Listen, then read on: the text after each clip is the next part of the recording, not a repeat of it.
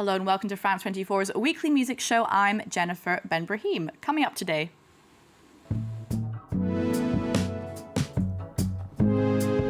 Nameless makers who made it to the end. British artist Jamie Woon emerged from London's post-dubstep scene of the early 2010s with his debut album Mirrorwriting and then his Mercury-nominated album Making Time.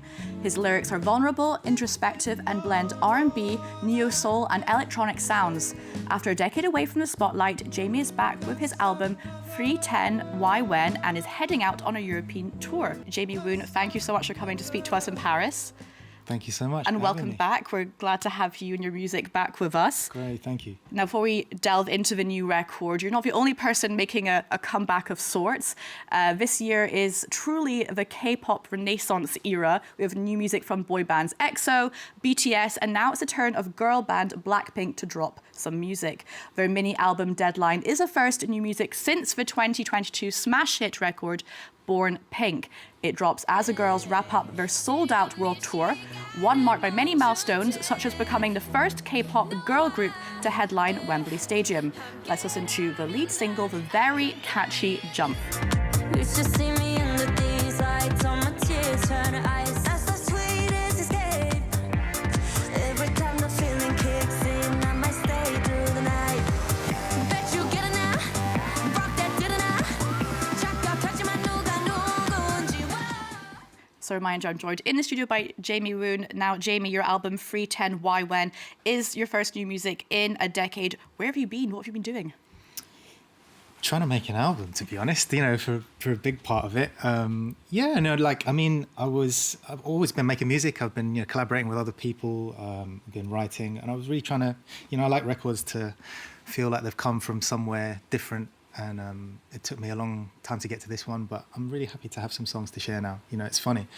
A lot of the music was made, from a place of like feeling like, I just want to have some songs. For some reason, it became a big part of the record making process itself. Sort of examining why I was struggling with making music. So that's the kind of the record has this sort of feeling of maybe confusion to it. It's me trying to work out and document my own confusion with what I'm doing on this earth. And you've been actually also helping out other artists that we know and love, such as Elmi and Holly Walker. How is that, working with other people on their own sound?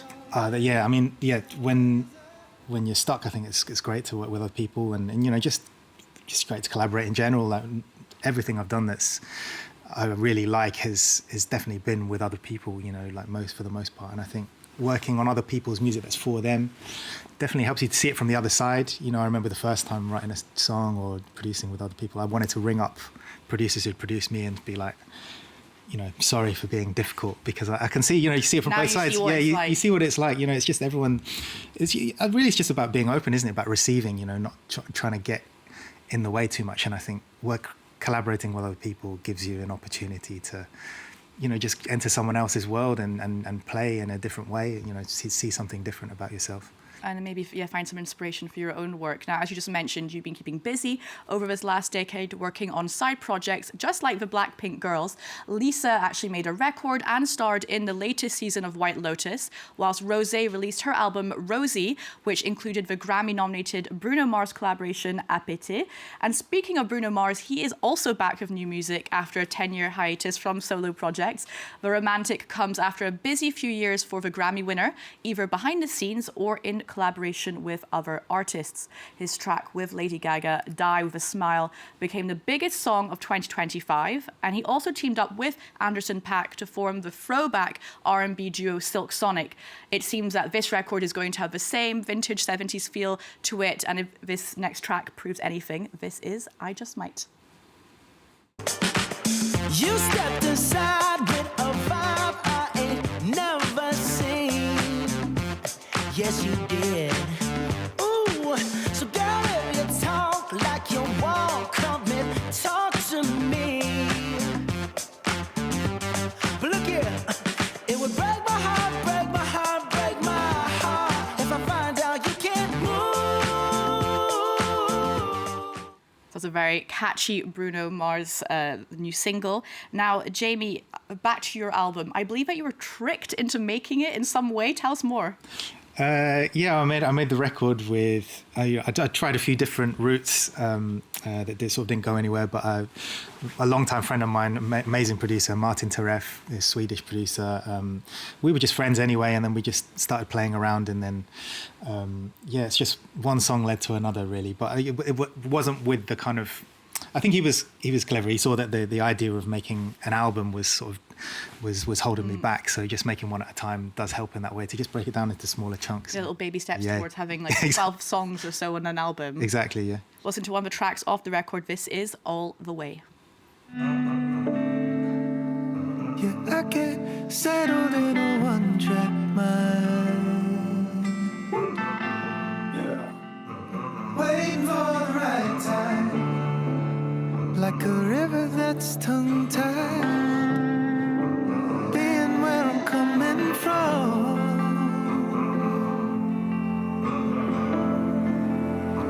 Aberrant corazon.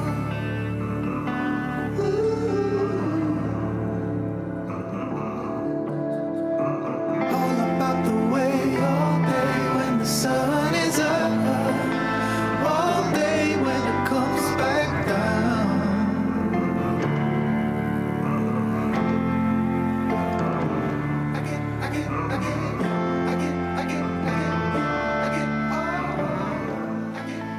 That's a very beautiful video for the song All the Way. Now, back to the album title, because it is quite mysterious. What does 310 Why When represent? Yeah, that's the $1 million question. I think it's just a phrase that got into. It's a lyric from one of the songs called When, and there's a line in that's like, well, the song's in 3/4 time as well, and we released it on the 3rd of October. And the phrase just like kind of popped into my head, to be honest. 310 Why When, I don't know why, and then it just kind of felt almost a bit like it had the cadence and rhythm of like a Chinese phrase. I'm mixed heritage. My dad's Malaysian Chinese, so it kind of had that thing. It just kind of had this internal rhyme to it, which I really liked. So I thought, why not just call the record that? It was weird. I hadn't heard another album that sort of sounded like it was called that. So yeah, it definitely is intriguing and makes you kind of want to discover more about this title. And I believe that you were actually writing music for many years without words, and then suddenly lyrics came to you. Why did you have this kind of writer's block, you could say? Yeah, I think it's probably just, just in general, not even just through music, just then, through going through a period of like rationalizing everything, so. And it's very hard to get things done from that place sometimes, or you do, but, with a lot of unnecessary suffering. So I think that's what the record is, really. It's just an investigation into that, and to try and sort of, investigating lots of different philosophies, spirituality and Taoism's been important to me, the discovery to me in recent years, especially with my mixed heritage. And so it's all in there, that's why it's hard to say that any song is about anything in particular, because it's all a bit of a soup. But what was cool about all the lyrics coming at the end, we were working on the scaffolding of the music for quite a long time, and then all the lyrics came at the end, so that kind of tied everything together, where it could have felt maybe a bit more disparate. Now, you mentioned your mixed heritage. Who are you growing up listening to at home? If you had a Malaysian Chinese father, Scottish mother, what were the sounds playing at home?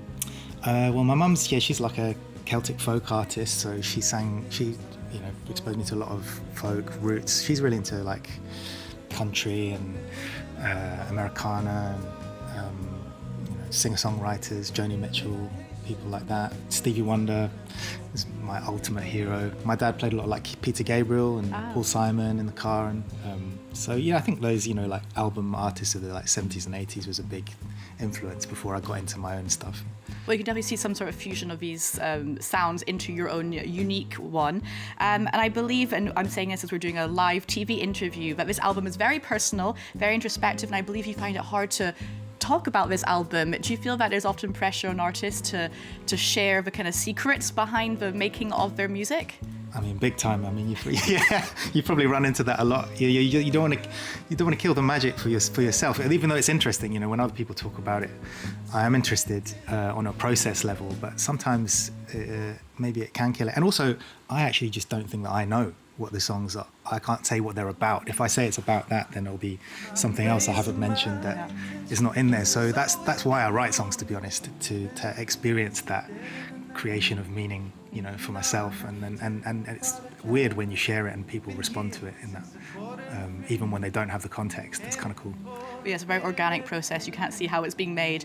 We've come to the end of the show, Jamie, but I want to mention that you're heading out on tour around Europe, but starting off in Glasgow, of all places. And you can actually catch him here in Paris at La Maroquinerie on the 13th of April. Before we go, we're going to continue on this week's theme of comebacks. We're seeing the return of the British virtual band Gorillaz, created by Damon Albarn and Jamie Hewlett. The group also includes 4 fictional animated characters. The Mountain is their 9th studio album and includes numerous posthumous appearances from actor Dennis Hopper to musicians Bobby Womack or Tony Allen. The music is also performed in English, Hindi, Spanish, Yoruba and Arabic, just like this next song, Damascus. It features rapper Yassine Bey and Syrian musician Omar Suleiman. We'll leave you with that. Now for more arts and culture, you can head to our website. There's more news coming up on France 24 right after this.